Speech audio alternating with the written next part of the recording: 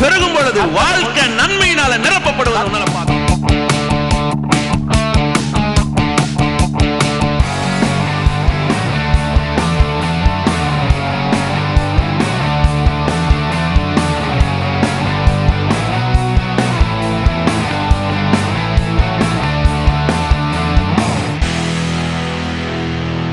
எபிரேயர் 12ஆம் அதிகாரம் 18வது வசனத்திலிருந்து, அன்றியும் தொடக்கூடியதும் அக்கினி பற்றியதுமான மலையின் இடத்திற்கு மந்தாரம் இருள் பெருங்காற்று ஆகிய இவைகளிடத்திற்கும் எக்கால முழக்கத்திற்கும் வார்த்தைகளுடைய சத்தத்திற்கும் நீங்கள் வந்து சேரவில்லை. அந்த சத்தத்தை கேட்டவர்கள் பின்னும் தங்களுக்கு வார்த்தை சொல்லப்படாதபடிக்கு வேண்டிக் கொண்டார்கள். எந்த சம்பவம் இதுன்னா, யாத்திராகமும் 19ஆம் அதிகாரத்தில் வர சம்பவம் இது. அங்கே வந்து பார்த்தீங்கன்னா அந்த எல்லாம் சொல்கிறாங்க இல்லைங்களா, கர்த்தர் எங்களோட பேச சொல்லுங்கன்னு. அவர் அந்த மலை மேலே வந்து இறங்குறாரு. இறங்கினோடனே அங்கே பெருங்காற்று சத்தம், அந்த இருளாக உளுந்த உடனே எல்லாம் சொல்கிறாங்க, ஐயோ வேண்டாம், கர்த்தர் எங்ககிட்ட பேச வேணாம், கர்த்தர் எங்ககிட்ட பேச வேணான்னு எல்லாம் கத்துறாங்க. கத்துன உடனே அந்த இடத்துல உடனே அவர் சொல்கிறார், சரி அவங்க யாரும் கிட்ட வர, நீ மேலே ஏறிவான்னு சொல்லிட்டு மோசையை கூப்பிட்றாரு. உடனே அவங்க எல்லாம் அந்த மலை கீழே இருக்கிறாங்க. மோசை இப்போது மலைக்கு மேலே ஏறி போகிறார். அதை தான் சொல்கிறாருங்க, அன்றியும் தொடக்கூடியதும் அக்கினி பற்றி எரியுதுமான மலையினிடத்திற்கும் மந்தாரம் இருள் பெருங்காற்றாக இவரிடத்திற்கும். பாருங்க, இதெல்லாம் சொல்லப்படும் போது வாசிங்கன்னா அந்த சீனா மலையை பற்றி பேசுகிறார். அங்கே அக்னி இருக்குது. அக்னி இருந்தால் என்ன இருக்கும்? வெளிச்சம் இருக்குமா இருக்காதா? சொல்லுங்கள், இருக்குமா இருக்காதா? இருக்கும். அக்னி இருக்குது. ஆனால் அங்கே என்ன சொல்லுது பாருங்கள், மந்தாரமும் இருளும் பெருங்காற்றும் இருந்ததான். அக்னி இருக்கும்போது எப்படி மந்தாரம் இருக்குது, எப்படி இருள் இருக்கும்? என்ன சொல்கிறாரு, என்னைக்கு அந்த மலை கிட்ட அவங்க வந்தாங்களோ அப்போ என்ன நடந்துருச்சுன்னா, அந்த 19ஆம் அதிகாரத்தில் நீங்கள் வாசித்து பார்த்தீங்கன்னா, முதல்ல மனுஷன் சொல்கிறான், கர்த்தர் என்ன சொல்கிறார் அதெல்லாம் நாங்கள் செய்வோம், ஒன்று கூட விடாமல் செய்வோம், கர்த்தருடைய சொல்லுக்கு அப்படியே கீழ்ப்படியும். சொன்ன உடனே தான் கர்த்தர் சொல்கிறாரு, முதல்ல அவங்க என்ன பண்ண, அந்த மலையை விட்டு கொஞ்சம் தூரம் போய்ட்டு அப்படின்றாரு. தூரம் போன்னு சொன்னது மாத்திரம் இல்லை, ஏன் அப்படி சொன்னார்னா, என்னைக்கு மனுஷன் தன்னை தற்காத்துக்கிறேன்னு சொல்ல ஆரம்பிக்கிறானோ அந்த இடத்துல கர்த்தர் இருக்க மாட்டார். என்னைக்கு மனுஷன் தன் மாமிச முயற்சினால நான் பார்த்துக்கிறேன்னு ஒருத்தர் நிற்கிறானோ அன்னைக்கு கர்த்தர் அந்த இடத்துல இடைப்படவே மாட்டார். இம்பாசிபிள். ஒரு கடவுளுடைய ஒரு காரியத்தையும் அந்த இடத்துல மனுஷன் பார்க்கவே முடியாது. அதனால தான் மந்தாரம், அதனால தான் இருள், அதனால தான் அங்கே பெருங்காற்று. மனுஷனால் எதுவுமே பார்க்க முடியல. நியாயப்பிரமாணம் கொடுக்கப்படும் பொழுது அவனுக்கு தேவனே யாருன்னு தெரியல, தேவனே எப்படிப்பட்டவன் தெரியல. ஏன்னா அவன் சொல்றான், நாங்கள் செஞ்சு அதன் மூலமா நன்மையை கண்டடைவோம், நாங்கள் செஞ்சு அதை நிறைவை பார்ப்போம். ஆனால் ஒருத்தராலும் செய்யவே முடியல. அதனால தான் அவன் இருளில் இருந்தான், அவனால் செய்யவே முடியல. அதனால தான் அவனுக்கு மந்தாரம். மந்தாரம் சொன்னால் இருக்கிற மாதிரியும் தெரியும், சில நேரத்தில் பார்வை கொஞ்சம் கம்மியாயிடுச்சுன்னா பைபிளை படிக்கும்போது பாருங்கள் கொஞ்சம் லெட்டர்ஸ்லாம் இருக்கும், ஆனால் நம்மளால் என்ன பண்ண முடியாது, படிக்க முடியாது. இப்படி தூக்கி இப்படி பார்த்து இப்படி வச்சு அப்படி தான் படிக்க வேண்டியிருக்கும். ஏன்னா இருக்குது, ஆனால் மந்தாரமாக இருக்குது. ஏமே சொல்ல விளக்குதா உங்களுக்கு? அடுத்த வசனம், ஏனெனில் ஒரு மிருகமாகிலும் மலையை தொட்டால் அது கல்லெறி உண்டு அல்லது அம்பினால் எரி உண்டு சாக வேண்டும் என்று சொல்லப்பட்ட கட்டளையை சகிக்க மாட்டாதிருந்தார்கள். வசனத்தெல்லாம் ஏன் நிறுத்தி வாசனை, நீங்களும் வாசிக்கிறதுக்காக தான். சகிக்க மாட்டாதிருந்தார்கள். பாருங்க, அந்த மலை கிட்ட வரும்போது மனுஷன் கிடையாது, ஒரு மிருகம் தொட்டா கூட அது கல்லெறிஞ்சு சாவடிக்கணும், இல்லை அம்புனால் அதை குத்தி என்ன பண்ணி ஆகணும், சாகடிக்கணும். அதை சொன்னோன்னா அவங்களால அதை தாங்கவே முடியல. மலையை மனுஷன் கிடையாது, மிருகம் கூட தொடக்கூடாது, மரணம் வருதுன்றார். ஏன்? அதுக்கு முன்னாடி நீங்கள் பாருங்கள், என்ன தப்பு பண்ணாத மனுஷன், அதுக்கு முன்னாடி என்னென்ன பண்ணால் நீங்களே பாருங்கள். இங்கே பண்ணதை விட அதுக்கு முன்னாடி அவன் செஞ்சதெல்லாம் பாருங்கள். முதலாவது எகிப்திலேருந்து வெளியில் வரான். வந்த உடனே செங்கடல்கிட்ட வந்து நின்னவனே அவன் பேசுகிற வார்த்தைகளை பாரு. அங்கே கல்லறை இல்லை என்றா கர்த்தர் எங்களை சாகும்படி எங்களை அழைத்து வந்தார், நாங்கள் இங்கே மறிக்கணுமா? அங்கே பேசுகிறான் நின்று. ஆனால் அந்த இடத்துல யாராவது செத்து போனாங்களா? யாத்திராங்க 14ஆம் அதிகாரத்தில் யாராவது ஒருத்தர் செத்து போனாங்களா? இல்லை. அதுக்கப்புறம் அப்படியே கொஞ்சம் முன்னாடி வாங்க, அங்கே தண்ணி இல்லை, சாப்பாடு இல்லை, முறுமுறுத்தான். உடனே அங்கே யாராவது செத்து போனாங்களா? சோறு இல்லாமல் இவங்களுக்கு கர்த்தருக்கு விரோதமாக பேச அப்படின்னால அங்கே யாராவது அங்கே வந்து இவ்வளோ பேர் செத்தாங்க எங்கன்னா இருந்துச்சா? கிடையாது. அதுக்கப்புறம் அப்படியே வாங்க, மாறாவின் தண்ணி மதுரமாக இருக்குது, அங்கேயும் வந்து பார்த்தீங்கன்னா முறுமுறுக்கிறான். மோசேக்கு விரோதமாக ஆரோனுக்கு விரோதமாக முறுமுறுக்கிறான். யாராவது செத்து போனாங்களா? இல்லை, யாருமே சாகலை. ஆனால் இந்த இடத்துக்கு வந்தவொடனே பாருங்கள் 3000 பேர் செத்து போயிட்டான். ஏன்? என்னைக்கு அவன் தன்னை தற்காத்துக்கிறன்னு சொன்னானோ, என்னைக்கு அவன் அந்த பிரமாணத்தை கேட்டு வாங்கினானோ, அந்த அடிப்படையிலே அவனுக்கு அங்கே மரணம் உண்டாக ஆரம்பிச்சிருச்சு.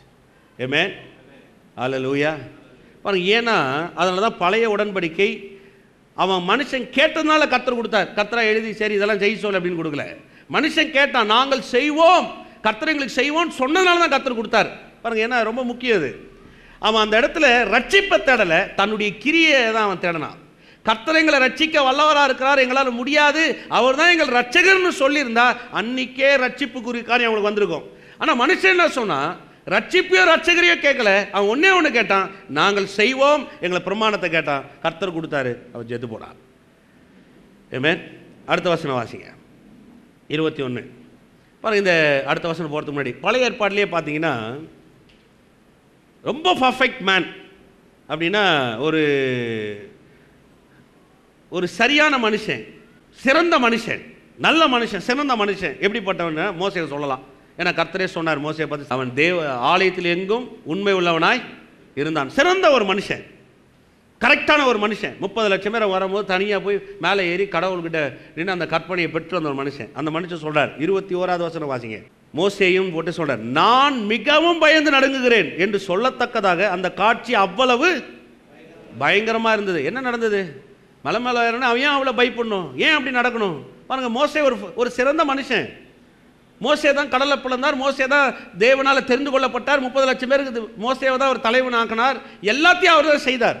அவ்வளோ ஒரு சிறந்த ஒரு மனுஷன் இப்போ சொல்றாரு, நான் மிகவும் பயந்து நடுங்குகிறேன் நான் என்று சொல்லத்தக்கதாக அந்த காட்சி அவ்வளவு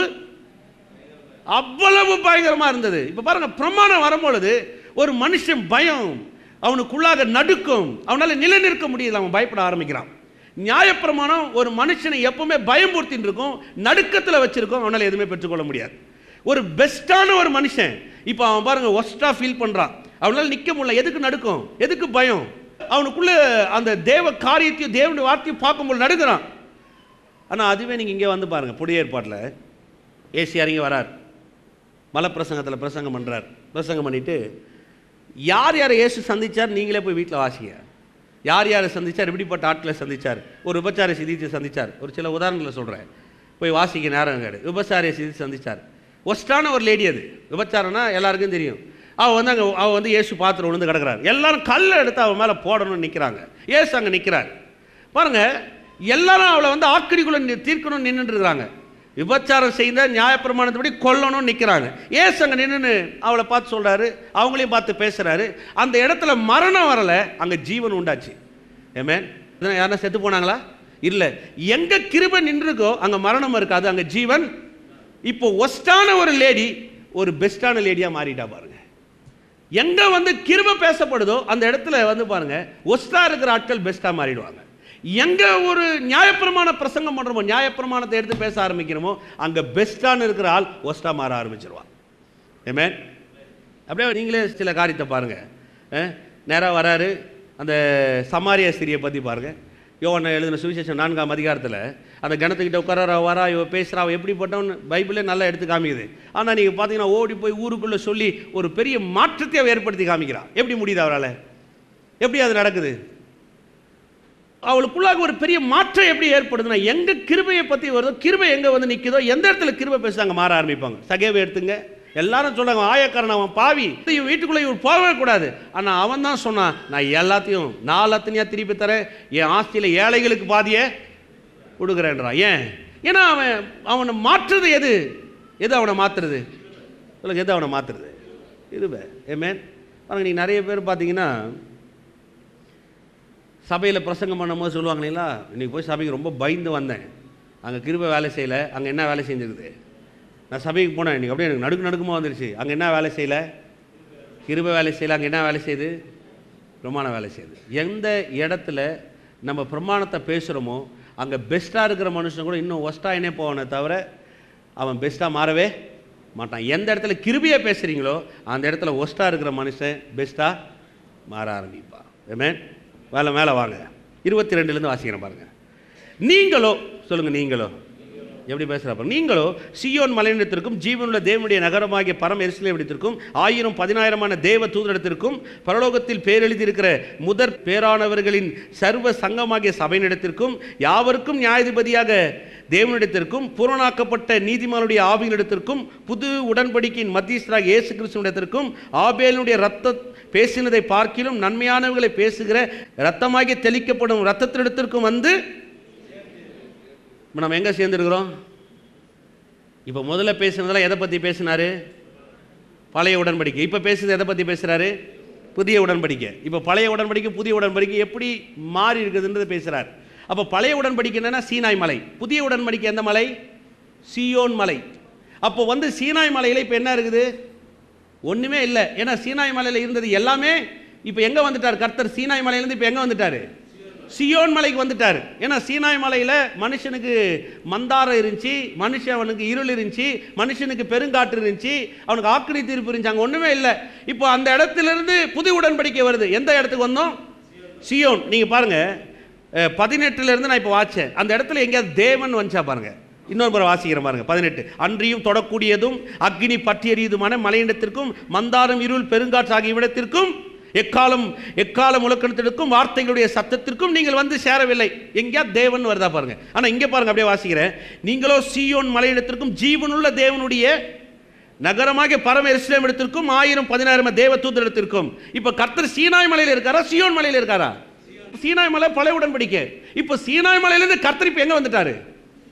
ஆனா ஒவ்வொரு வாரமும் சபையில் எதை பேசுறாங்கன்னா சீனாய் மலையை பேசல, சீனாய் மலையை பத்தி தான் பேசுறாங்க.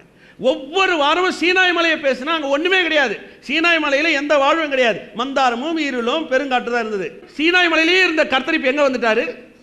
பரம எருசலேமை சியோன் மலைக்கு வந்துட்டார். இப்போ சியோன் மலையை பிரசங்கம் பண்ணாதான் அந்த மக்களுக்கு வாழ்வு உண்டாகுது. அதனால தான் அப்படி சொல்றார். நீங்க யார்?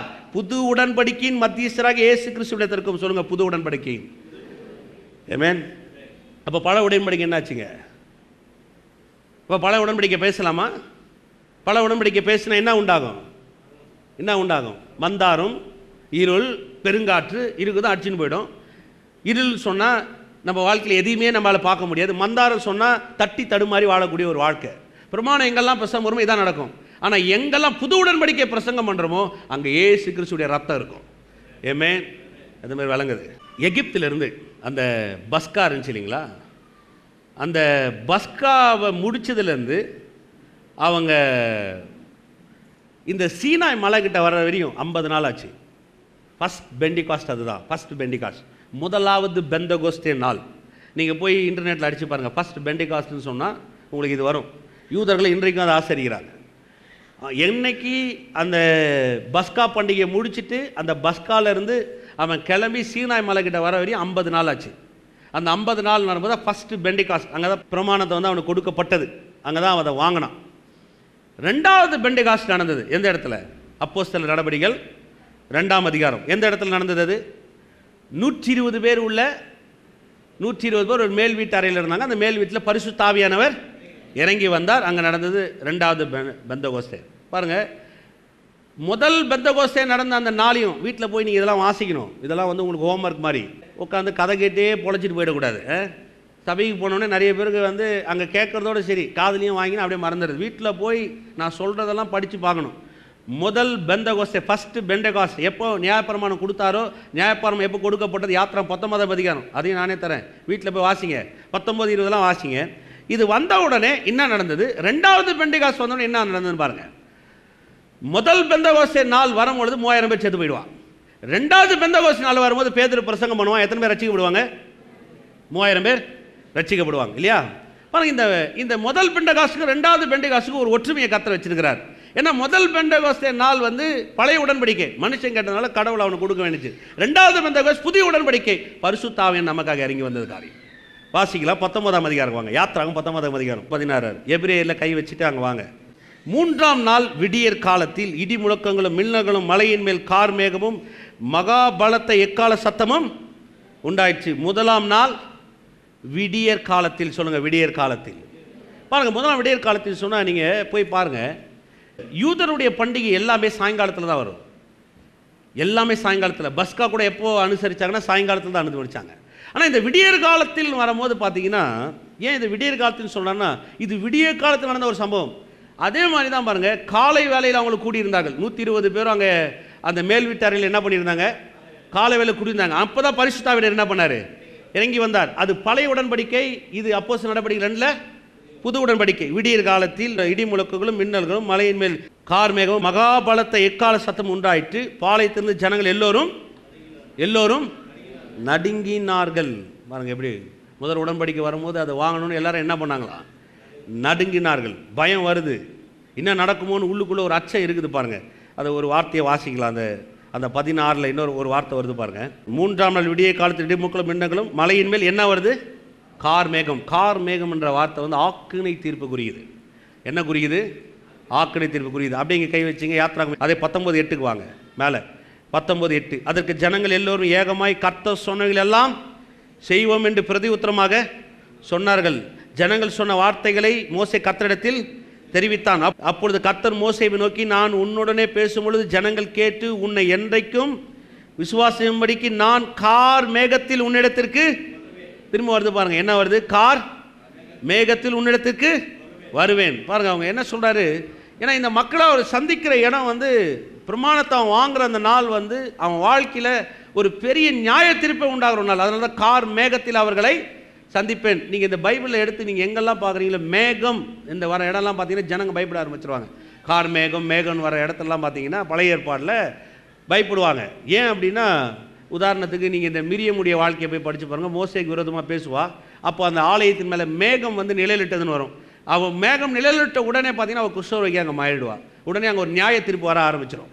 அதனால் நிறைய பேருக்கு எங்கெல்லாம் இந்த மேகம்னு வருதோ அங்கெல்லாம் பயப்பட ஆரம்பிச்சிருவாங்க. இங்கே இவங்க சொல்லும் பொழுது அந்த நியாயப்பிரமாணம் கொடுக்கும் பொழுது பார்த்தீங்கன்னா அங்கே கார் மேகம் இருந்தது. 3 விஷயம் இருக்குது. இடி முழக்கங்களும் மின்னல்களும். 16வது வசனம் வாசிக்கிறேன். இடி முழக்கங்களும் மின்னல்களும் மலையின் மேல் கார் மேகமும். இது அப்படியே கல்வாரி சிலுவையில் போய் பாருங்கள். இயேசு சிலுவையில் அறையப்படும் போது என்ன நடந்தது? இடி முழக்கம் இருந்துச்சா? மின்னல் இருந்துச்சா? கார் மேகம் இருந்துச்சா இல்லைங்களா? முதல் உடன்படிக்கை வரும்பொழுது யார் செத்தது? மனுஷன். 2வது உடன்படிக்கை செய்யும்போது யார் செத்தது? இயேசு. ஆமென். விளங்குதா உங்களுக்கு? அப்போ முதல் உடன்படிக்கையை அவர் நிறைவேற்றபடி 2வது உடன்படிக்கைக்கு அவர் நம்மளை தகுதிப்படுத்தி இருக்கிறார். அந்த 2வது உடன்படிக்கை அவர் மத்தியஸ்தராக இருக்கிறார். அதனால தான் சொல்லப்படுகிறது புதிய உடன்படிக்கையின் அவர் மத்தியஸ்தராக இருக்கிறார். மத்தேயு சுவிசேஷம் 17ஆம் அதிகாரம் 1 வாசிக்கிறேன். 6 நாளைக்கு பின்பு இயேசு பேதுருவையும் யாக்கோப்பையும் அவருடைய சகோதரனாக யோவானையும் கூட்டிக் கொண்டு தனித்திருக்கும்படி உயர்ந்த மலையின் மேல் போய் 3 பேரை கூட்டின்னு போனார்.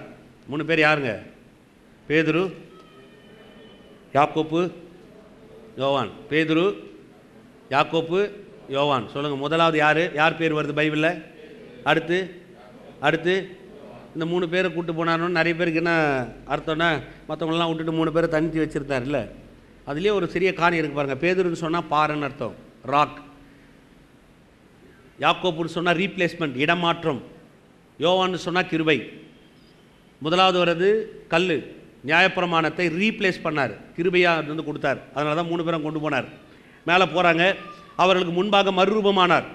அவர் முகம் சூரியனை போல பிரகாசித்தது, அவர் வஸ்திரம் வெளிச்சத்தை போல வெண்மையாச்சு. அப்பொழுது மோசேயும் எலியாவும் அவரோடு பேசுகிறவர்களாக அவர்களுக்கு காணப்பட்டார்கள். அப்பொழுது பேதுரு இயேசுவை நோக்கி, ஆண்டவரே, நாம் இங்கே இருக்கிறது நல்லது. உமக்கு சித்தமானால் இங்கே உமக்கு ஒரு கூடாரமும் மோசேவுக்கு ஒரு கூடாரம் எலியாவுக்கு ஒரு கூடாரமாக 3 கூடாரங்களை போடுவோம் என்றான்.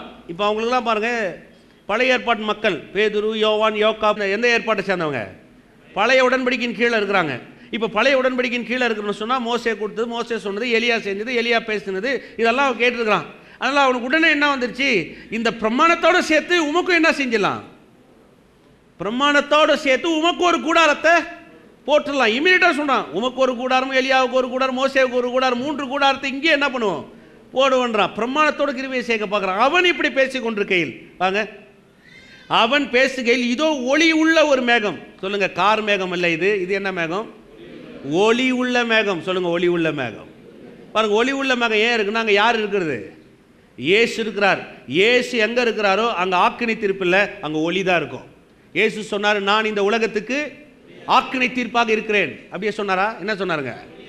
நான் இந்த உலகத்துக்கு ஒளியா இருக்கிறேன். இயேசு எங்க இருக்கிறாரோ அங்க ஒளி இருக்கும். சொல்லுங்க, இயேசு எங்க இருக்காரோ அங்க ஒளி இருக்கும். இங்க பேசிட்டு இருக்கும்போது அவன் அந்த கூடாரம் போடலான்னு சொல்லும் பொழுது அவன் பேசுகையில் இதோ ஒளியுள்ள மேகம் அவர்கள் மேல் நிழலிட்டது. இவர் என்னுடைய நேசகுமாரன், இவரில் பிரியமா இருக்கிறேன், இவருக்கு செவி கொடுங்கள் என்று அந்த மேகத்திலிருந்து ஒரு சத்தம். இவருக்கு அப்போ மோசேக்கும் எலியாவுக்கும் இவ்வளவு காலம் அவன் யார் சத்தத்தை கேட்டிருந்தான்? மோசே யாரு? மோசே என்னத்தை கொடுத்தான்? சொல்லுங்க, என்னத்தை கொடுத்தான்? மோசே கிட்ட தான் கர்த்தர் என்னத்தை கொடுத்து அனுப்பிச்சிருந்தாரு. இப்போ மோசே எலியாலாம் என்னத்தை பேசினாங்க? சொல்லுங்க, என்னத்தை பேசினாங்க? பிரமாணம், பிரமாணம், பிரமாணம், பிரமாணம். பழைய ஏற்பாடுல எதை சார்ந்திருக்குது? பிரமாணம். பழைய உடன்படிக்கை எதை சார்ந்திருக்குது? பிரமாணம் பிரமாணம் பிரமாணம் பிரமாணம். மோசே பேசுறது பிரமாணம், எலியா பேசுறது பிரமாணம், எல்லா பிரமாணத்தை பேசுறாங்க. இப்போ வானத்திலிருந்து ஒரு ஒளி உள்ள சத்தம் வருது, அங்க இயேசு நிற்கிறாரு. இப்போ வானத்திலிருந்து ஒரு சத்தம் சொல்லுது, இனி மோசே சொன்னதல்ல, எலியா சொன்னதல்ல, இயேசு என்ன சொல்றாரோ அதை கேள்வின்றார். அது மாதிரி விளங்குது. ஆமென். விளங்குதா விளங்குங்களா? மோசே சொல்லியிருக்கான் பிரதர், சொன்னா யார் இல்லைன்னது. எலியா அப்படி பேசியிருக்கான் பிரதர், சொன்னா யார் இல்லைன்னது. இல்லை, யார் இல்லைன்னு சொல்றது. அதெல்லாம் எந்த உடன்படிக்கையின் கீழே இருக்குது சொல்லுங்க? எந்த உடன்படிக்கையின் கீழே இருக்கு? இப்போ எந்த உடன்படிக்கையின் கீழே நம்ம இருக்கிறோம்? இப்போ எந்த உடன்படிக்கை நான் பேசட்டும்? இப்போ மோசே பேசுறதை நான் பிரசங்கம் பண்ணட்டுமா, எலியா பேசுறதை பிரசங்கம் பண்ணட்டுமா, இல்லை இயேசு பேசுறதை பிரசங்கம் பண்ணட்டுமா?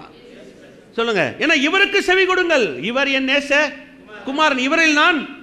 எங்கிருந்து வந்தது அந்த சத்தம்? வானத்தில் யார் இருக்கிறது? பிதாவாகிய தேவன். இப்ப பிதாவாகிய தேவன் சொல்றாரு இவருக்கு செவி கொடு. அப்ப மோசே சொன்னானே, அப்ப எலியா சொன்னானே, இவருக்கு நீ செவி கொடு. பழைய ஏற்பாடை எடுத்து பேசும்போது ஒவ்வொரு முறையும் இயேசு பாருங்க, இயேசு என்ன சொன்னார்ன்றதை தான் பேசணுமே தவிர இந்த பிரமாணத்தில் இருக்கிறத எடுத்து பேசும்பொழுது மனுஷனுக்கு வாழ்வு உண்டாகவே அதுவே விளங்குது. இன்னைக்கு சபையில் என்னத்தை பேசணும்? மோசே பேசுனா வாழ்க்கை கிடையாது. ஏன்னா வானத்தில் எந்த சத்தம் கேட்டுச்சுன்னா இவருக்கு செவி கொடுங்கள். சொல்லுங்க, அவருக்கு செவி கொடுங்க. பக்கத்தில் பார்த்து சொல்லுங்க, அவருக்கு செவி கொடுங்க. அந்த மாதிரி நான் சொன்னது விளங்குது. ஆமென்.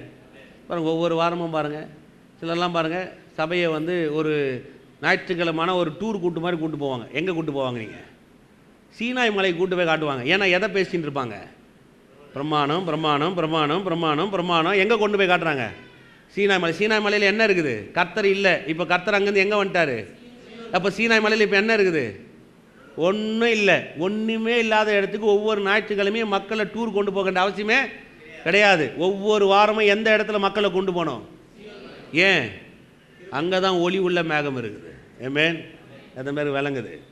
அங்கே தான் கிருபை இருக்குது. அதனால தான் இயேசு என்ன சொல்கிறாரோ அந்த வார்த்தை அப்படியே வருது. அவன் பேசுகையில் இதோ ஒளி உள்ள மேகம் அவர்கள் மேல் நிலையிட்டது, இவர் என்னுடைய நேசகுமாரன், இவரில் பிரியமாக இருக்கிறேன், இவருக்கு செவி கொடுங்கள் என்று அந்த மேகத்திலிருந்து ஒரு சத்தம் உண்டாயிற்று.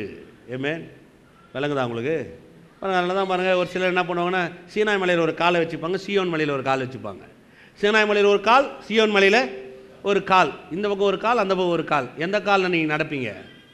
இதையும் செய்ய முடியாது, இதுலேயும் வாழ முடியாது. பிரமாணத்துக்குரிய காரியம் எதுவும் உங்கள் வாழ்க்கையில் நன்மையை கொண்டு வரவே முடியாது. கிருபைக்குரிய நன்மைகளை உங்களால் சூழ்ந்து கொள்ளவே முடியாது. விளங்குதா விளங்குலீங்களா?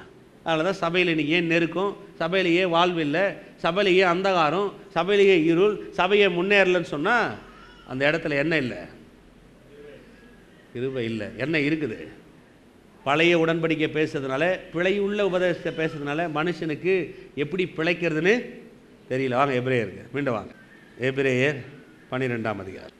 நீங்களோ 22லேருந்து 24 நீங்களோ சியோன் மலையிடத்திற்கும் ஜீவனுள்ள தேவனுடைய நகரமாகிய பரம எருசலேம் இடத்திற்கும் 1016 தேவ தூதரிடத்திற்கும் பரலோகத்தில் பேர் எழுதியிருக்கிற முதற் பேரான சங்கமாகிய சர்வ சங்கமாகிய சபையிடத்திற்கும் யாவருக்கும் நியாயாதிபதியாகிய தேவனிடத்திற்கும் பூரணமாக்கப்பட்ட நீதிமான்களுடைய ஆவிகளிடத்திற்கும் புது உடன்படிக்கையின் மத்தியஸ்தராகிய இயேசு கிறிஸ்துவிடத்திற்கும் ஆபேலுடைய ரத்தம் பேசினதை பார்க்க நன்மையானவர்களை பேசுகிற ரத்தமாகிய தெளிக்கப்படும் ரத்தத்திற்கும் வந்து சேர்ந்தீர்கள். இப்போ நீங்கள் எங்கே சேர்ந்துருக்கிறீங்க? சீனாய் மலைக்கிட்டே, சியோன் மலைக்கிட்டியா?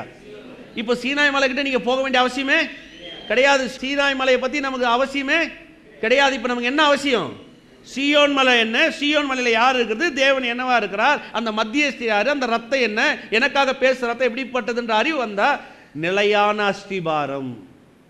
விளங்குதா விளங்குலீங்களா? அப்போ நிலையான அஸ்திபாரத்தில் எப்படி நிற்பன்னா, கிறிஸ்து எப்படிப்பட்டவன்ற அறிவு வர வரதான் நிலையான அஸ்திபாரத்தில் நிற்கிறேன். உலகம் நிலையற்று இருக்குது. உலகத்தில் பயமும் கார் வேகமும் கார் இருளும் மந்தாரமும் இருக்குது. ஏன்னா அவனால் வாழ முடியல. எப்படி நிலையான அஸ்திபாரம் வரும்னா, என்னைக்கு புதிய உடன்படிக்கையை குறித்து ஒரு அறிவு உள்ள வருதோ, வெளிச்சம் வருதோ, அப்போ தான் நிலையான அஸ்திபாரத்துக்குள்ளாக நீங்கள் நிற்க ஆரம்பிப்பீர்கள். ஆமென். சொல்லுங்கள், நான் நிலையான அஸ்திபாரத்தின் மேல் கட்டப்பட்டிருக்கிறேன். விளங்குதா உங்களுக்கு? எங்கே பிரமாணம் பேசினாலும் அங்கே வாழ்வு கிடையாது. பிரமாணத்தை பேசினா நன்மை உண்டாகாது. பிரமாணத்தை பேசினா இருளும் மந்தாரம் தான் இருக்கும். அதனால தான் கிருபையை பேசினா வாழ்வும் ஜீவனும் புது உடன்படிக்கை எங்கேருந்து வந்திருக்குன்றது. அதனால தான் எபிரேயர் 8ஆம் அதிகாரம் அந்த 7ஆம் வசனத்தை வாசித்து காமிச்சேன். முதல் உடன்படிக்கை பிழை உள்ளதாக இருக்குதே என்றார். நானா சொன்னேன்? சொல்லுங்கள், நானாங்க சொன்னேன்? சிலருக்கெல்லாம் கோபம், அப்படின்னா அவர் பிரமாணத்தை அப்படி பேசுகிறேன், நானாக பேசுகிறேன், நான் பேசலை, பைபிளே பேசுது. ஆகாரை கொண்டு வந்து நியாயப்பிரமாணத்துக்கு ஒப்பா நான் பேசலை, பவுல் கலாத்தியர் எழுத நிருபம் 4:21 பேசுகிறார், பரிசுத்த ஆவியானவர் எழுதி வச்சிருக்கிறார். அப்போது ஏன் நம்ம கிருபையை மேலே அறிவை வளர்த்துக்கலன்னா, நிலையான அஸ்திபாரத்தில் வரலன்னா நிலையற்ற ஒரு வாழ்வுக்கு நம்மளே ஒப்பு கொடுக்குறோன்னு அர்த்தம். பயமும் திங்களும் வந்து நேரம், எது நேரம்னாலும் அதான் பைபிள் சொல்லுது பாருங்கள். நேற்று அதை வாசி ரொம்ப அருமையாக இருந்தது. வெளிப்படுத்தின விசேஷம் 12ஆம் அதிகாரம் 11ஆவது வசனம் வீட்டில் போய் வாசிச்சு பாருங்கள். மரணமே நேரிடுது ஆகினாலும் அதை எப்படி ஜெயித்தாருங்கன்னு தான் வேதம் சொல்லுது. ஆமென். சொல்லுங்கள், நான் கிறிஸ்துவாலே நிலை நிற்பேன், நான் புது உடன்படிக்கையோடு கூட இணைக்கப்பட்டிருக்கிறேன், எனக்காக புது உடன்படிக்கையின் இயேசு கிறிஸ்துவின் ரத்தம் பேசி கொண்டிருக்கிறது. ஹல்லேலூயா, ஹல்லேலூயா. ஓ நன்றி கர்த்தாவே, ஓ உமக்கு நன்றி ஆண்டவர். நீ நல்லவர் கர்த்தாவே, நீர் கிருபை உள்ளவர், நீ தயவு உள்ளவர் ஆண்டவர். உம்முடைய வார்த்தையை நாங்கள் பெற்றுக்கொண்டோம் ஆண்டவர். கர்த்தாவே நீரே மத்தியஸ்தர். கர்த்தாவே நீர் எங்களுக்கு செய்திருக்கிற மாபெரும் கிருபைகளுக்காக நன்றி செலுத்துகிறோம். நீரே கர்த்தாவே எங்களை மீட்டெடுத்தீர் ஆண்டவர். நீரே உம்முடைய ரத்தத்தை எங்களுக்கு சிந்தி எங்கள் பாவங்கள் எல்லாம் சுத்திகரித்தீர் ஆண்டவர். நாங்கள் சீனா மலையின் இடத்துல வரல, சீயோன் மலை இடத்துல வந்திருக்கிறோம் ஆண்டவரே. சீயோன் மலையாக இயேசு கிறிஸ்துவிடத்தில் நாங்கள் வந்திருக்கிறோம் கர்த்தாவே. இயேசு நாமத்துக்கு வந்திருக்க ஒவ்வொரு குடும்பங்களை ஆசீர்வதிக்கிறேன், ஒவ்வொரு வாலிப பிள்ளைகள் வாலிப சகோதரி ஆசீர்வதிக்கிறோம் கர்த்தாவே. ஆண்டவரே உள் மேலே தேவ தயவு தேவ கிருபை பெருகட்டும் கர்த்தாவே. உடைய அன்பு பெருகட்டும், இரக்கம் பெருகட்டும் கர்த்தாவே. இயேசு நாமத்தினால் வார்த்தைக்கூடிய வெளிச்சங்களை காணட்டும், வெற்றியை காணட்டும், உயர்வை காணட்டும் ஆண்டவரே. கர்த்தர் பெரிய காரியங்களை செய்வீராக. உடைய கர்த்தர் ஒப்பு கொடுக்கிறோம் ஆண்டவரே. இயேசு கிறிஸ்துவின் வல்லமுள்ள நாமத்தினாலே இவளை ஆசீர்வதித்து ஜெபிக்கிற எங்கள் ஜீவன நல்ல பிதாவே. கர்த்தராகிய இயேசு கிறிஸ்துவின் கிருபையும் பிதாவாக தேவனுடைய அன்பும் பரிசுத்த ஆவியான அன்பியும் இன்றும் என்றும் சதா காலத்தோடும் இருப்பதாக. ஆமென். ஒவ்வொரு நாட்களிலும் பிரியாமல் கடைசி வரை, ஒவ்வொரு நிமிடமும் கிருபையால் நடத்திடுவார். ஒவ்வொரு நாட்களிலும் பிரியாமல் கடைசி வரை, ஒவ்வொரு நிமிடமும் கிருபையால்